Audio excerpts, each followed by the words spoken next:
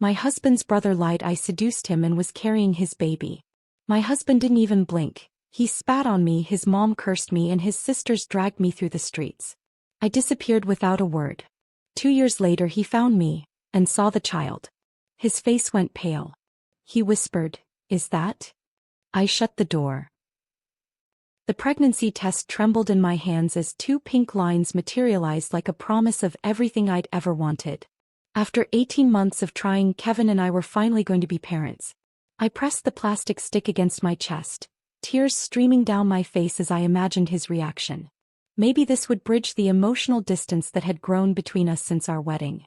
Maybe a baby would make him look at me the way he used to.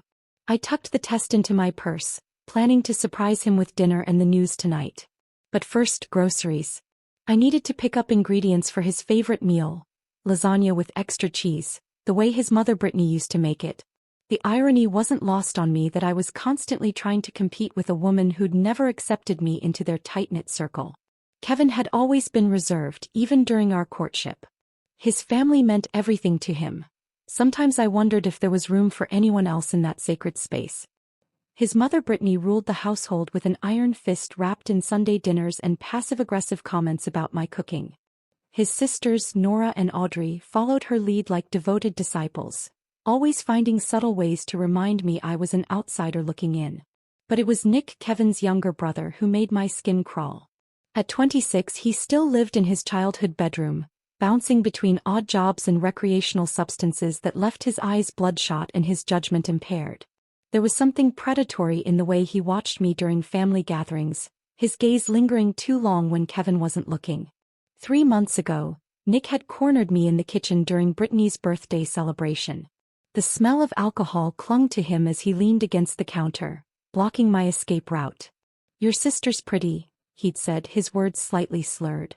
"Real pretty. Think she'd be interested in settling down?" My younger sister Emma was only 22, fresh out of college and full of dreams that didn't include a deadbeat brother-in-law with substance issues. "She's focused on her career right now," I'd replied diplomatically, trying to sidestep around him.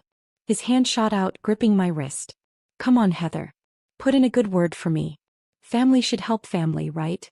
"I don't think you two would be compatible," I said firmly, pulling my arm free.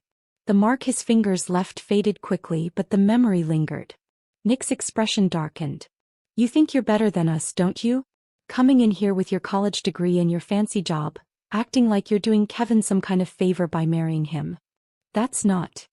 You'll regret this," he whispered, his voice dropping to something cold and threatening. "You'll regret looking down on me." I dismissed his words as the ramblings of someone whose brain had been fried by too many late nights and chemical enhancements. Kevin loved me. We were building a life together. Nick was just jealous, bitter about his own failures. How naive I'd been. The grocery store felt different that afternoon, every aisle gleaming with possibility. I found myself gravitating toward the baby section, running my fingers over tiny onesies and imagining Kevin's strong hands cradling our child. I picked up prenatal vitamins, my first official act as an expectant mother, and smiled at the elderly cashier who reminded me to take care of myself. The drive home was magical. I rehearsed different ways to break the news, settling on placing the test next to his dinner plate with a note. "Our family is growing." Simple. Perfect. Life-changing. But when I pulled into our driveway, something felt wrong. Too many cars lined the street. Kevin's truck sat crooked in the driveway as if he'd parked in a hurry. Through our front window I could see silhouettes moving around our living room, shapes that belonged to his entire family. My hands shook as I fumbled with the grocery bags, the pregnancy test burning like evidence in my purse. Maybe they were planning a surprise for someone's birthday. Maybe Brittany had decided to cook dinner here instead of her house. The front door swung open before I could reach for my keys. Kevin stood there, his face a mask of fury I'd never seen before. Behind him I could see Brittany, Nora and Audrey arranged like a tribunal in our living room. Nick sprawled on our couch, his expression smug and satisfied. "We need to talk," Kevin said, his voice flat and emotionless. I followed him inside, grocery bags still clutched in my numb fingers. The atmosphere was suffocating, charged with an electricity that made my skin prickle with warning. "Sit down," Brittany commanded, her voice sharp enough to cut glass. I remained standing, clutching the bags like a shield. What's going on? Kevin held up a piece of paper, official looking with medical letterhead and scientific terminology scattered across its surface. My eyes struggled to focus on the words, but certain phrases jumped out. DNA paternity test, conclusive results, biological father. Care to explain this? Kevin's voice cracked like a whip. I stared at the document, my brain refusing to process what I was seeing. I don't understand. What is this? It's a DNA test, Nick said from the couch, his voice dripping with false concern. Kevin found it in your things. Apparently you've been keeping some pretty big secrets. The grocery bags slipped from my hands, cans rolling across our hardwood floor. That's impossible. I've never taken any DNA test. I don't know what this is. It says the baby you're carrying is Nick's, Audrey said, her voice sharp with accusation. It says you've been sleeping with your brother-in-law. The room tilted sideways. What baby? How did you? We found the pregnancy test in your purse, Nora said triumphantly. While you were out playing innocent at the grocery store. They'd gone through my personal belongings. They'd found my secret before I could share it with my own husband. But worse, somehow there was a document claiming Nick was the father of a child I'd only discovered hours ago. This is insane, I whispered, my voice barely audible. Kevin, you know me. You know I would never. His face contorted with disgust. I thought I knew you. Apparently I was wrong. Before I could react, before I could defend myself or demand an explanation, Kevin's saliva hit my face.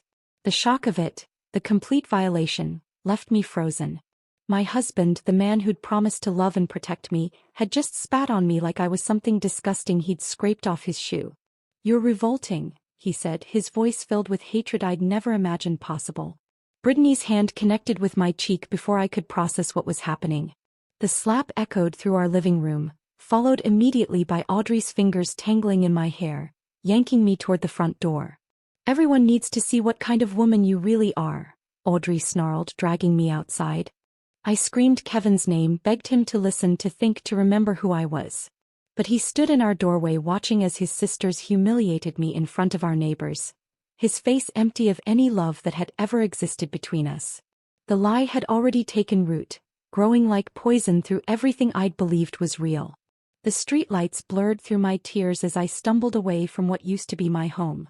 My face still stung from Brittany's slap, my scalp throbbed where Audrey had yanked my hair, but the physical pain was nothing compared to the hollowness spreading through my chest. Behind me, I could hear car doors slamming, engines starting, the family retreating back to their fortress of self-righteousness. I didn't look back. Not once. My Honda Civic sat in the driveway like a faithful friend, the only thing in this nightmare that hadn't betrayed me. I slid behind the wheel, my hands shaking so violently I could barely grip the steering wheel.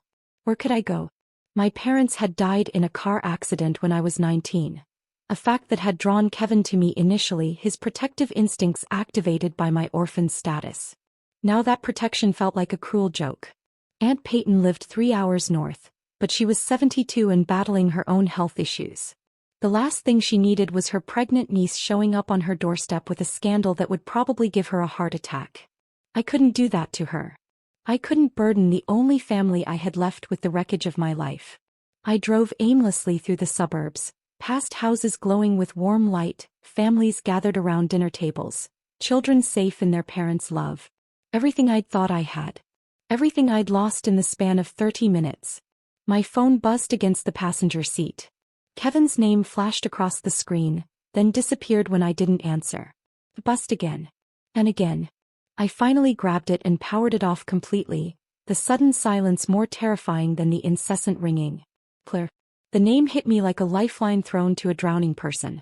We'd been roommates in college, sisters by choice if not by blood. She'd moved to Portland 2 years ago for work, but we'd stayed close. If anyone would understand, if anyone would help without judgment, it would be Claire. I pulled into a gas station parking lot and used the payphone. An ancient relic that suddenly felt like salvation. My fingers trembled as I dialed her number from memory. Hello. Her voice sounded sleepy, confused. Claire, it's me. Heather. I'm sorry to call so late, but my voice cracked, the words catching in my throat like broken glass. Heather. What's wrong? You sound terrible. The concern in her voice, the immediate shift from confusion to protective mode, broke something loose inside me. I sobbed into the grimy payphone receiver, gasping out fragments of the story between tears. The fake DNA test. Kevin's spit. The humiliation. The pregnancy that should have been a blessing but had become my destruction. "Get in your car right now," Claire said, her voice steel-wrapped in velvet. "Drive to Portland. Don't stop, don't think, just drive. I'll have coffee ready and a bed made up. We'll figure this out together."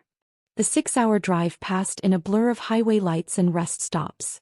I survived on gas station coffee and determination, my belly cramping occasionally, reminders of the tiny life growing inside me, innocent of the chaos surrounding its conception. Every mile that stretched between me and Kevin felt like another stitch in the wound, painful but necessary for healing. Claire met me at her apartment door wearing pajamas and a fierce expression that dared the world to hurt me further. She took one look at my face and pulled me into a hug that felt like coming home. "We don't have to talk about it tonight," she whispered into my hair. "But tomorrow we're going to destroy whoever did this to you." Her guest room became my sanctuary. Claire worked as a graphic designer, mostly freelance, which meant flexible hours and the ability to check on me throughout the day. She bought prenatal vitamins without being asked, stocked the refrigerator with foods that wouldn't trigger my morning sickness, and never once questioned my version of events. "You could fight this," she said one evening as we sat on her couch, sharing a pint of mint chocolate chip ice cream. "Expose the fake DNA test. Make them pay for what they did." I pressed my hand against my growing belly, feeling the first flutter of movement that would later become kicks and hiccups and tiny feet pressing against my ribs. What if I can't prove it was fake? What if they've already convinced everyone? What if fighting just makes it worse? Claire studied my face in the lamplight. "What do you want to do?" "Disappear," I said without hesitation. "Completely. Let them live with their lie while I build something real." She nodded slowly. "Then that's what we'll do." The transformation began the next week. I applied for remote work positions, leveraging my marketing background to secure a position with a company that didn't care where I lived as long as I delivered results. Claire helped me set up a home office in her spare room, creating a workspace that felt professional and permanent. Months passed in a cocoon of quiet productivity. My belly grew round and firm, my body changing in ways that amazed and terrified me. I attended doctor's appointments alone, declined to learn the baby's gender, and carefully avoided any mention of the father on medical forms. This child would be mine alone. The November rain drummed against the hospital windows as labor pains gripped my body with increasing intensity. Claire held my hand through every contraction, coached me through every breath, and cried with me when Henry finally made his entrance into the world. He was perfect. 10 fingers, 10 toes, a shock of dark hair that reminded me painfully of Kevin. His eyes, when they finally opened, were the same deep brown as his father's. My heart clenched with recognition and loss. "He looks like you," Claire lied kindly, but we both knew the truth. Henry looked exactly like Kevin. Every feature, every expression, every tiny mannerism as he grew would be a reminder of the man who'd chosen his family's lies over his wife's truth. But he was also mine, completely, utterly, unconditionally mine. The nights were the hardest. When Henry cried and I walked the floors of Claire's apartment, I sometimes imagined calling Kevin. Imagined his voice soft with wonder as I described our son's first smile, his tiny fist wrapped around my finger, the way he calmed instantly when I sang lullabies. But then I'd remember. The spit. The hatred in his eyes. The sisters who dragged me through the streets like I was trash to be discarded. The family that had chosen Nick's convenient lie over 2 years of marriage and love. I changed my phone number and blocked every possible way they could contact me. Social media accounts disappeared. Old email addresses were abandoned. Heather Morrison, Kevin's wife, ceased to exist. In her place, I became Heather Collins, single mother, survivor, woman who'd learned that sometimes the greatest revenge is simply refusing to be destroyed. Henry and I built our quiet life in Portland, far from the poison of lies and false accusations. My absence became my statement. My silence became my strength. They'd wanted me gone. I gave them exactly what they wanted, and somehow that felt like winning. 2 years of peace shattered with a single phone call on a Tuesday morning. Henry was building towers with colorful blocks in our living room, his chubby fingers carefully stacking each piece while making soft vroom sounds. At 24 months he was becoming a little person with opinions and preferences, his father's stubborn streak already emerging when bedtime approached. Claire's voice carried an edge I hadn't heard since that first night I'd arrived on her doorstep. "Heather, we need to talk. Someone's been asking about you." My coffee cup froze halfway to my lips. In 2 years no one had come looking. I'd become a ghost, existing in the spaces between my old life and this new reality I'd carefully constructed. "Who?" The word came out sharper than intended. "Kevin. He contacted Sarah from our old college group. Asked if she'd heard from you, if she knew where you were." Sarah called me because she didn't know what to say. The living room seemed to tilt slightly. Henry looked up from his blocks, sensing the shift in energy with that uncanny ability children possess.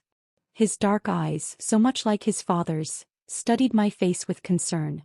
"What did you tell Sarah?" "Nothing." "But Heather," he sounded desperate. "Sarah said he was crying on the phone." I set down my coffee with hands that had begun to shake.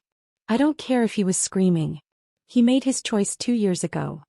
But Claire's silence stretched too long and I knew there was more. "What aren't you telling me?" "Sarah mentioned something else. Kevin's brother, Nick, he's been in the hospital.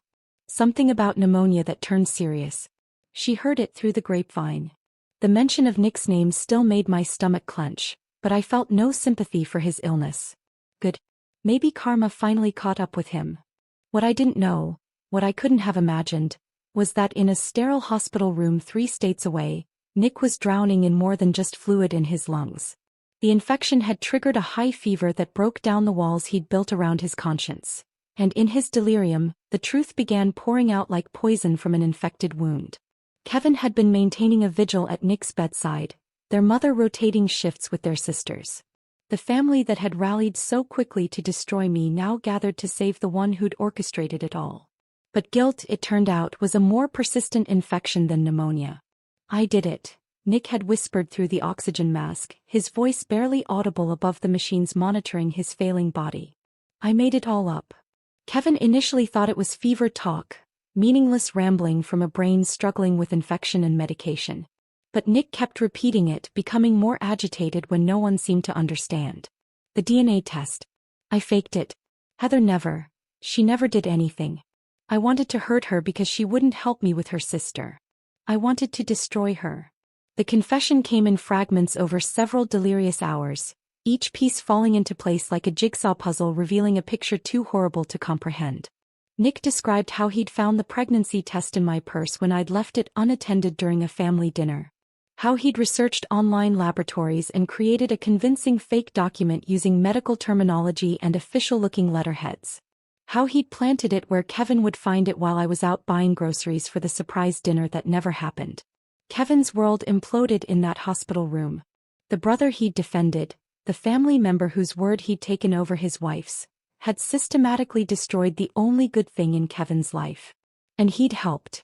He'd been the weapon Nick used to tear apart my world. The attack happened right there in the ICU. Kevin's hands found Nick's throat before rational thought could intervene, alarms screaming as medical staff rushed to separate them. Security was called. Kevin was banned from the hospital for 24 hours while Nick's condition stabilized. But the damage to their family had just begun. Kevin stormed into his mother's house like a hurricane, demanding answers, screaming questions that had no good responses. Had they known? Had they suspected? How could they have been so quick to believe Nick's lies? Brittany's breakdown was spectacular and ugly. She'd orchestrated my public humiliation, led the charge to drag me through the streets like a scarlet woman. The realization that she'd destroyed an innocent woman, her own daughter-in-law, sent her into hysterics that required medical intervention. Nora and Audrey faced their own reckonings. The sisters who'd been so eager to play judge and jury found themselves confronting the reality that they'd participated in ruining the life of someone who'd done nothing wrong. The guilt consumed them in different ways. Nora developing panic attacks that left her unable to sleep, Audrey throwing herself into volunteer work at women's shelters as if she could somehow balance the scales of karma. Kevin's search for me began that same week. He started with the obvious places. Hospitals where I might have given birth, apartment complexes near where we'd lived, old coworkers who might have stayed in touch. He hired a private investigator who came up empty-handed. I'd vanished more completely than any of them had imagined possible. Desperation drove him to create fake social media profiles, joining groups for new mothers, scanning photos for a glimpse of my face. He contacted every mutual friend we'd ever had, leaving voicemails that grew more frantic with each passing day. If you hear from Heather, please tell her I know the truth now. Please tell her I'm sorry. Please tell her I'll do anything to make this right.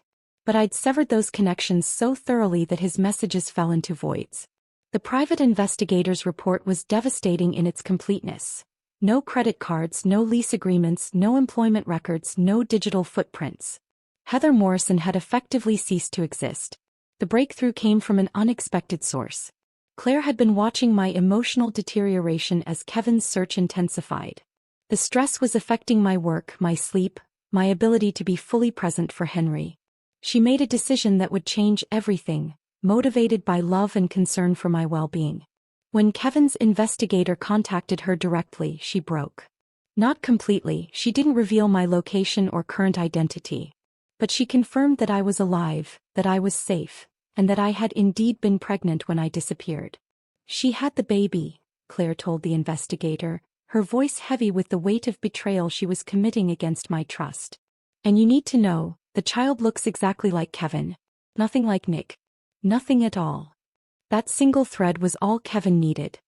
He followed it back to Claire, staking out her apartment building, tracking her movements, waiting for the moment when desperation would overcome my careful security measures. The hunt had begun and my 2 years of peace were about to end. The knock came at 6:47 p.m. on a Thursday evening, just as Henry and I were finishing our ritual of watering the small herb garden we'd planted together in Claire's backyard. The sound echoed through the apartment with a finality that made my blood freeze. Not the casual tap-tap of a neighbor or the rhythmic pattern of a delivery driver. This was deliberate, measured, weighted with intention. Henry looked up from the tiny watering can he'd been using to drench the basil plants, his little face bright with the simple joy of helping. "Door, Mama." I knew. Without looking through the peephole, without checking the security monitor Claire had installed after my arrival, I knew exactly who stood on the other side of that wooden barrier. My body recognized the sound the way trauma survivors recognize their triggers. Instantly, viscerally, completely. My hands shook as I approached the door, Henry trailing behind me with his watering can still clutched in his fists. Through the peephole, Kevin's face appeared distorted by the fisheye lens, but unmistakably him. He looked like he'd aged a decade in 2 years. His cheeks were hollow, his eyes sunken into dark circles that spoke of sleepless nights and endless guilt. The strong jawline I'd once loved to trace with my fingertips now looked sharp enough to cut glass. I opened the door just wide enough to see him clearly, keeping the chain lock engaged. The late afternoon sun cast long shadows across the hallway, but nothing could hide the devastation written across his features. "Heather." My name fell from his lips like a prayer, broken and desperate. Behind me, Henry had gone silent in that way children do when they sense adult tension. I could feel his presence at my hip, his small body warm against my leg as he peered around me with curious eyes. Kevin's gaze dropped to Henry and I watched his face transform. The recognition was immediate and devastating. Henry's dark hair caught the hallway light the same way Kevin's did. The shape of his nose, the set of his shoulders, even at 2 years old, it was like looking at Kevin as a toddler. "Is that?" Kevin's voice cracked, the question hanging in the air between us like smoke. I didn't answer. Instead, I stepped back and closed the door with a soft click that seemed to echo through the entire building. But Kevin didn't leave. I could see his shadow beneath the door, could hear him breathing on the other side of the wood. For 20 minutes, he stood there in absolute silence while Henry and I finished dinner, while I gave Henry his bath, while I read him his bedtime story. Only when the hallway lights switched to their dimmer evening setting did I hear his footsteps finally retreating. He returned the next evening. And the evening after that. On the 4th day I found a letter slipped under the door. My name was written across the envelope in Kevin's careful handwriting, the same script that had once adorned love notes hidden in my lunch bag. I threw it away without opening it. More letters followed. Gift boxes appeared outside the door, children's toys that remained unopened, flowers that wilted in their wrapping paper, photos of our wedding day that made my chest ache with phantom pain. I donated the toys to charity and threw everything else in the dumpster behind Claire's building. The apologies came through the door itself, Kevin's voice muffled but audible as he spoke to the wood as if it were my face. I know you're in there. I know you can hear me. Please, Heather. Just let me explain. Henry began asking questions. Why sad man talk door, mama? I told him the man was confused that he had the wrong apartment. But children see truth in ways adults can't, and Henry's eyes held knowledge beyond his years when he looked at that door. The breaking point came on a Tuesday night when I'd worked late on a particularly demanding project. Claire was out of town visiting her parents and the apartment felt too quiet, too vulnerable. I'd just gotten Henry settled in his crib when I heard movement in the hallway. Kevin wasn't knocking this time. He was sitting against my door, his back pressed to the wood, and he was crying. Not the careful, controlled tears of a man trying to maintain dignity, but the raw, ugly sobs of someone whose world had completely collapsed. I believed them, he whispered to the door, his voice barely audible through the wood. God help me, I believed them because it was easier than admitting I might be wrong. It was easier than standing up to my family. It was easier than choosing you over them. I pressed my own back against the door, separated from him by 3 inches of wood and 2 years of devastation. I threw away everything good in my life because I was a coward. Because I let them convince me that their version of events made more sense than trusting the woman I married. The woman I promised to protect. His voice broke completely then, and I could hear him struggling to breathe through his tears. I see your face every night when I close my eyes. I see the way you looked at me when I spit on you. I see the confusion, the betrayal, the way your whole world fell apart in that moment. And I know I did that. I destroyed the best thing that ever happened to me because I was too weak to fight for you. I slid down the door until I was sitting on the floor, my knees drawn up to my chest, listening to the man I'd once loved pour his heart out to a piece of wood. That little boy in there, he's mine, isn't he? He has my eyes. My mother's chin. The way he holds his head when he's curious, I used to do that as a child. He's my son, and I'll never get to know him because I chose to believe a lie instead of trusting my wife. When I finally spoke, my voice was steady and cold. You're right. You'll never know him. Because I'm not the same woman who loved you, Kevin. That woman died the night you chose your family's lies over 2 years of marriage. And Henry isn't your son to claim just because you feel guilty now. The silence that followed stretched between us like a chasm. Finally, I heard him stand, heard his hand touch the door one last time. I know, he whispered. I know I don't deserve forgiveness. But I need you to know, I never stopped loving you. Even when I thought you'd betrayed me, part of me knew it didn't make sense. And I'll spend the rest of my life regretting that I didn't listen to that part. His footsteps faded down the hallway, but this time I knew he'd be back. The door between us had become a symbol of protection, of boundaries, of the life I'd built without him. And I had no intention of opening it. Kevin's individual visits had prepared me for his persistence, but I wasn't ready for the delegation that arrived 3 weeks later. Through the peephole, I watched them gather in the hallway like mourners at a wake. Brittany clutching a manila envelope to her chest, Nora fidgeting with rosary beads, Audrey holding what appeared to be a professionally wrapped gift box. The knock came in a pattern I didn't recognize, hesitant and apologetic. When I didn't respond, I heard Brittany's voice, thinner than I remembered, aged by guilt and sleepless nights. Heather, please. We know you're in there. You just want to talk. We need to make this right. Henry was napping in his room, and I was grateful for the silence that meant he wouldn't witness this moment. I stood frozen behind the door, watching through the peephole as Kevin's family, the people who had orchestrated my public destruction, waited for forgiveness I had no intention of granting. We brought letters, Nora added, her voice barely above a whisper. Explanations. We know what we did was unforgivable, but please. I walked away from the door without responding. Let them stand there. Let them feel the weight of closed doors and silence.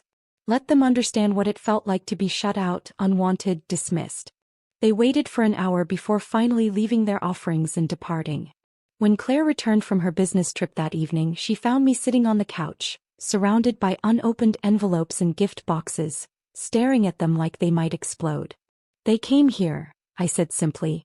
Claire's expression hardened. She'd been fielding increasingly desperate calls from Kevin's family members, each one begging for her intervention, her help in reaching me. She'd become my inadvertent gatekeeper, a role that was wearing on her patience.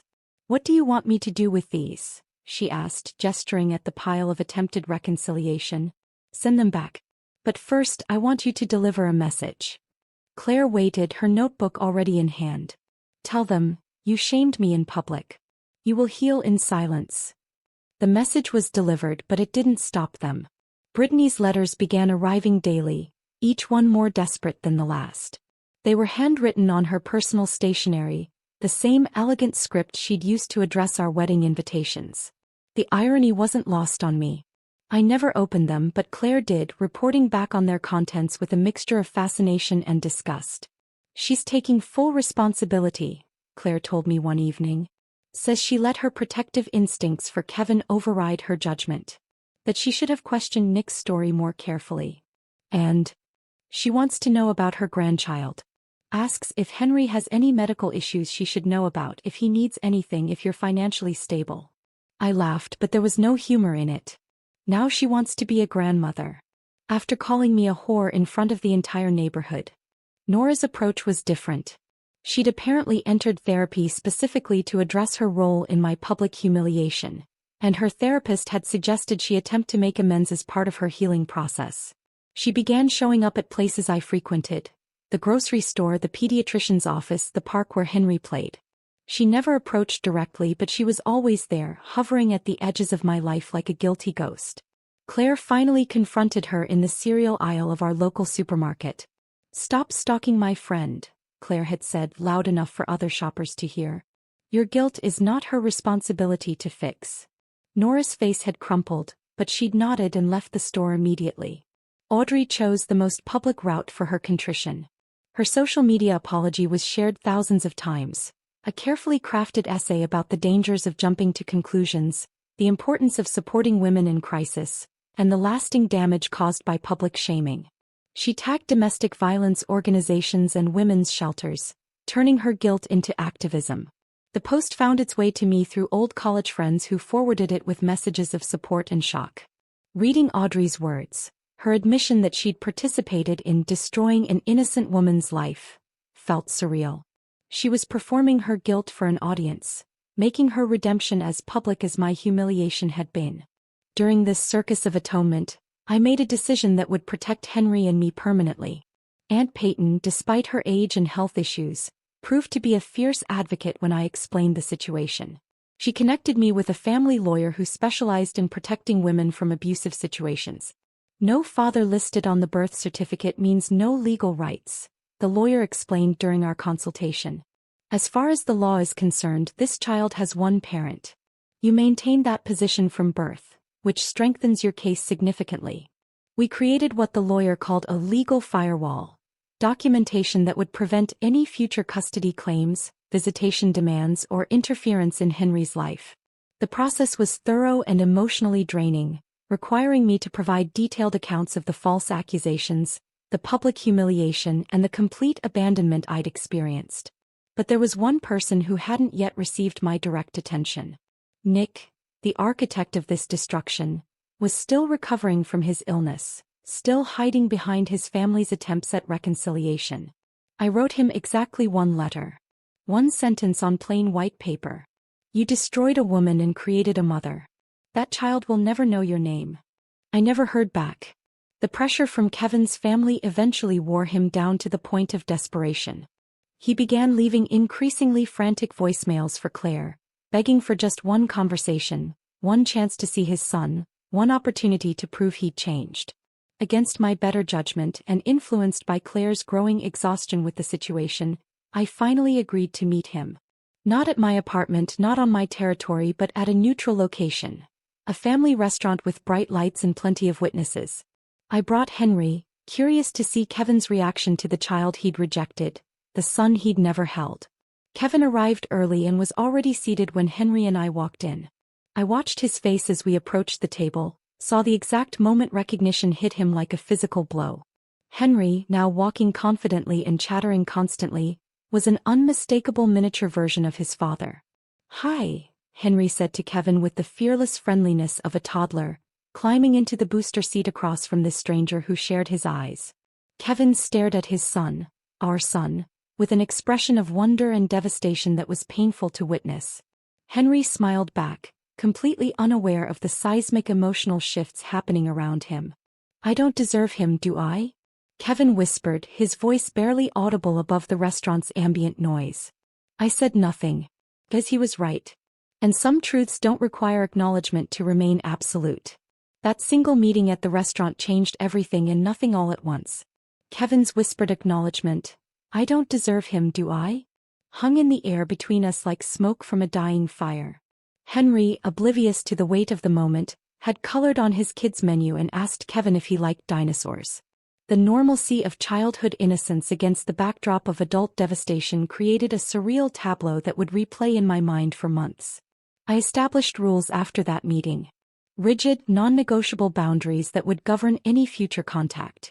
Kevin could see Henry once annually on Henry's birthday for exactly 2 hours, with Claire present as a neutral supervisor.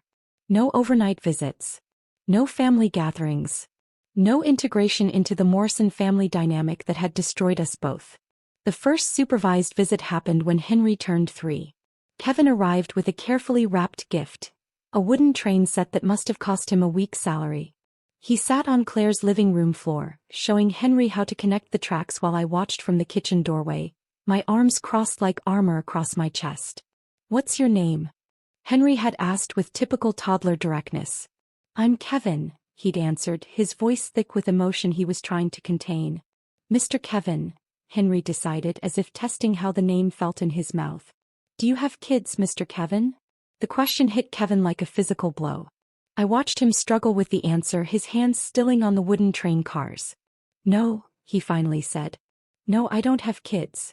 It was the truth in the most devastating way possible. Biologically, Henry was his son. Legally, emotionally, relationally, Henry belonged entirely to me. Kevin had forfeited any claim to fatherhood the night he chose his family's lies over his wife's truth. That pattern continued year after year. Kevin became Mr. Kevin, the nice man who brought expensive toys and looked sad when Henry hugged him goodbye. Henry never asked why Mr. Kevin came only once a year, never questioned why this man shared his eyes and smile. Children accept the reality they're given, and Henry's reality was me, Claire, and the life we'd built together. But Kevin's family underwent their own transformations, though I observed them from a distance like a scientist studying specimens under glass. Brittany's guilt had driven her to volunteer work at a women's shelter 2 hours away from her hometown, far enough that she wouldn't encounter anyone who knew our story. Claire heard through mutual connections that Brittany threw herself into the work with the desperation of someone seeking absolution through service. She specifically works with women who've been falsely accused or publicly shamed, Claire reported after running into a college friend who volunteered at the same shelter.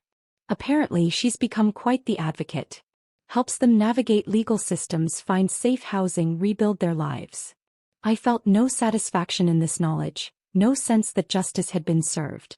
Brittany's transformation felt more like self-preservation than true redemption. A way to live with herself rather than genuine understanding of the damage she'd caused.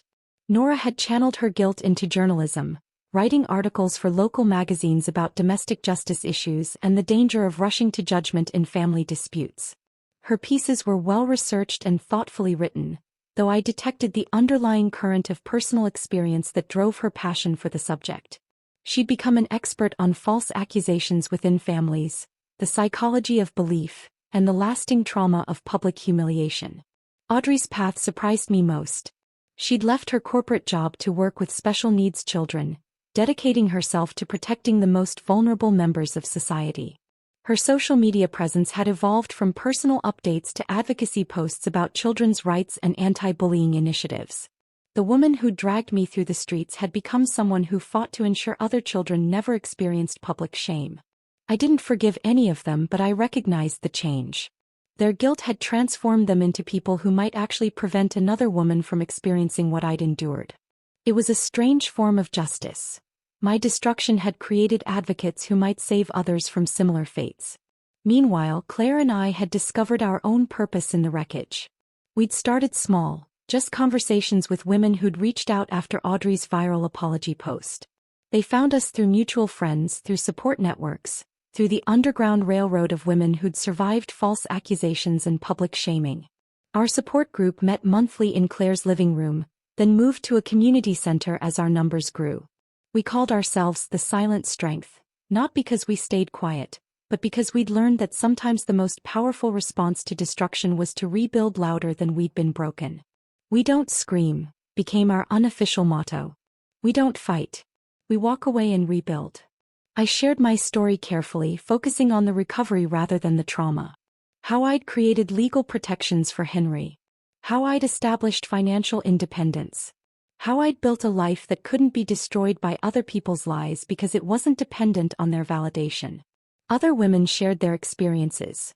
Wives accused of affairs they'd never had, mothers falsely reported for child abuse by vindictive ex-partners, professionals whose reputations had been destroyed by malicious gossip. We taught each other practical skills: legal documentation, financial protection, digital security, emotional boundaries.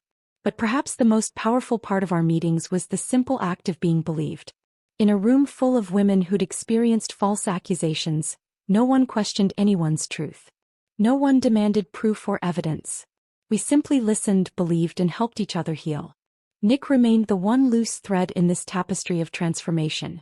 His physical health had recovered, but his isolation was complete and self-imposed. He'd lost his job when his role in my destruction became public knowledge. Old friends avoided him. Even his family maintained distance, their love for him tainted by the understanding of what he'd cost them all. I heard through Aunt Peyton's gossip network that he'd moved to a different state, working odd jobs and living alone in a studio apartment. His power, his ability to manipulate and destroy, had evaporated along with his credibility. He existed but didn't live, survived but didn't thrive. I never sent him another letter, never acknowledged his existence beyond that single sentence I'd written years earlier. His punishment wasn't my responsibility to enforce. It was simply the natural consequence of his choices, the isolation that comes from being the kind of person who destroys innocent lives for petty revenge. Sometimes, late at night when Henry was sleeping and the apartment was quiet, I reflected on the nature of revenge. I'd wanted to scream my truth, to fight back, to force them all to acknowledge what they'd done to me. Instead, I'd vanished. That silence had become my sword, cutting deeper and lasting longer than any confrontation could have achieved. My absence had destroyed them more effectively than my presence ever could have. They had to live with their choices, with their guilt, with the knowledge that they'd thrown away something precious and irreplaceable. I got to live with my son, my peace, and the unshakable knowledge that I'd survived their worst and built something beautiful from the wreckage. Revenge, I'd learned, wasn't what you did to people who hurt you. It was what you refused to let them take from you again. If this story of silent revenge had you holding your breath, hit that like button right now. My heart broke when Heather told Kevin, "Henry isn't yours to claim just because you feel sorry now." That line was everything. What moment hit you the hardest? Drop your favorite scene in the comments. I read every single one. Subscribe and hit that bell because these stories of women who rebuild louder than they were broken will give you chills.